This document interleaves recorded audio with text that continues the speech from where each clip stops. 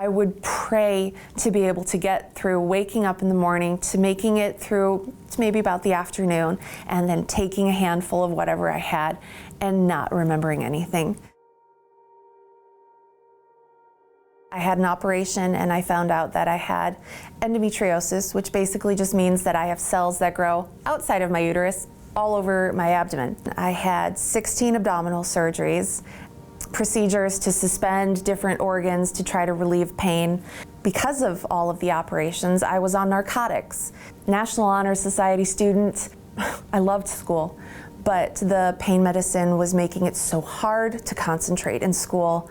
It was more numbing me, not necessarily the pain, but I just didn't care about it as much. We decided to try some injections in my spine that were supposed to help reduce pain in the abdominal area. Something went wrong, and they nicked one of my discs in my spine, and I developed osteomyelitis, which is a bone-eating infection, and my spine started to collapse on itself. And at that time, I was in San Diego to see one of my doctors with my parents, and we were eating at a restaurant one night, and I kept complaining that my back was hurting, and they thought it was a pinched nerve, it was something from the airplane ride. But when we got up to walk back to the hotel, I couldn't walk. I was in so much pain, I could just stand there. So I had my mom under this arm and my dad under this arm, and they're dragging me back basically to the hotel. I don't even remember the airplane ride back to Chicago. All I know is that I ended up in the hospital. A lot of other things happened with that. They had to put some implants in my spine. There was some fluid buildup with that surgery, and that caused some nerve damage in both legs. So I ended up being in a wheelchair for a year, and then I had to use a walker for about 6 months, and then a cane. And being in your early 20s and using a walker to get around, or even a wheelchair, when you're on a college campus and you look perfectly healthy and people are looking at you like, what's wrong with her? But you can't move your legs and it hurts and you're trapped. That escalation really led to my abusing of narcotics. I never got as far as heroin and other substances like that, but I'm sure if I had stayed any longer, it would have been the next chapter. And it wasn't so much that it was the thrill of the opiates or the thrill of, oh, I'm gonna get high. It was more the knowledge that I'm gonna knock myself out for 16 hours straight and I don't have to feel a thing. The thought of even that, at the time that was bliss for me because I wasn't in pain. I didn't feel anything.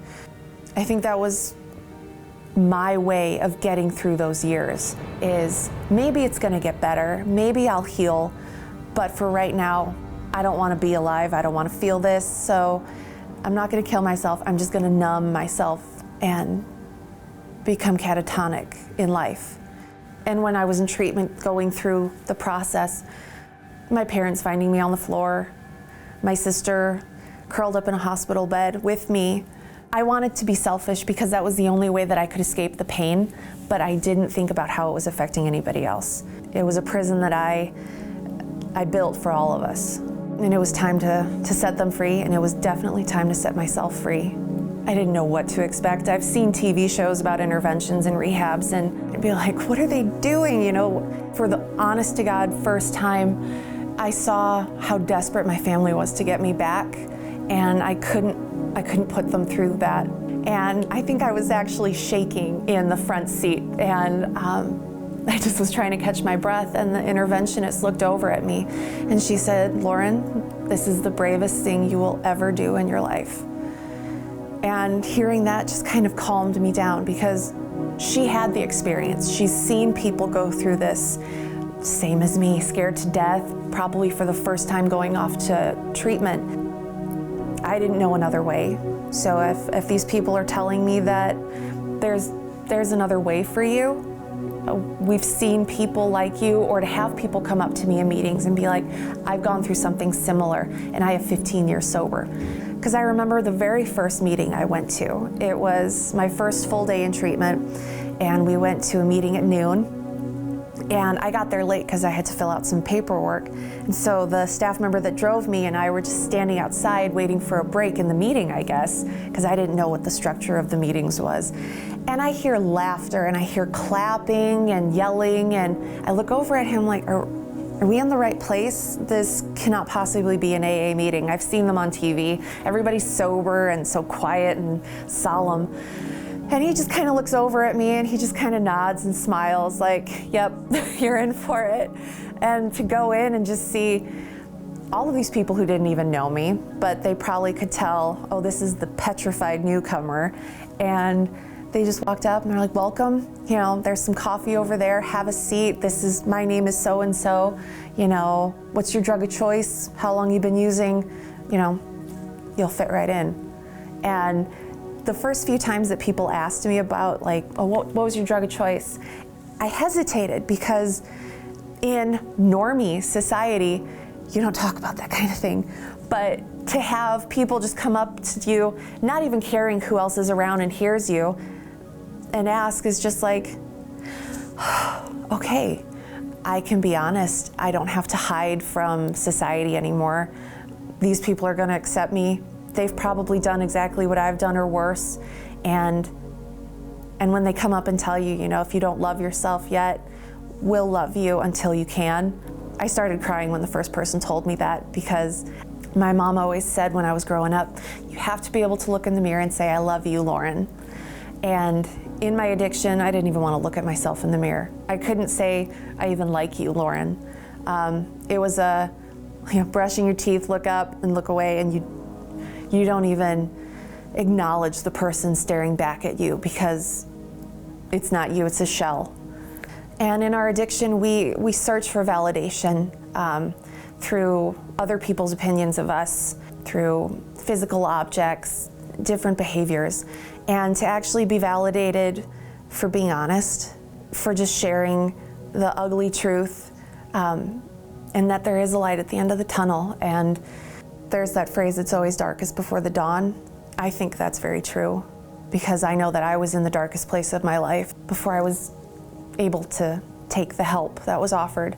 And now my life is incredible. My family, we talk multiple times a week. The relationship that I have with them, it's starting to feel like when I was little, and it's just that good place where we laugh together, we talk together, we even cry together. I was the maid of honor at my sister's wedding. The fact that she wanted me there, it was unbelievable. You know, I had done so many things to her, and the fact she wanted me to stand up there with her while she got married was incredible. And I actually got married a month ago, and she was my maid of honor. If you had asked me 5 years ago, because I have 4.5 years clean, if you'd asked me, what are you going to be doing in 5 years? I probably would have either said I'd be dead or, you know, still using and just trying to numb out the world. But the fact that I have an amazing job, I have a husband, I have my family back. Oh, I didn't think that seeing beyond 30 was possible for me, or if it's something I even wanted. But the fact that you just have to hold on, forgive yourself, believe in yourself, and move forward no matter what, it's worth it.